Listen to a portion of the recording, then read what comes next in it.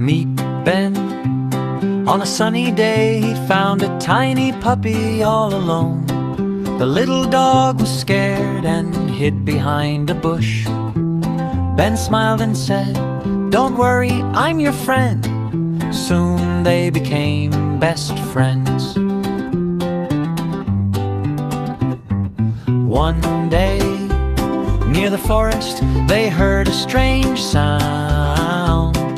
The little dog was scared, but still moved forward bravely.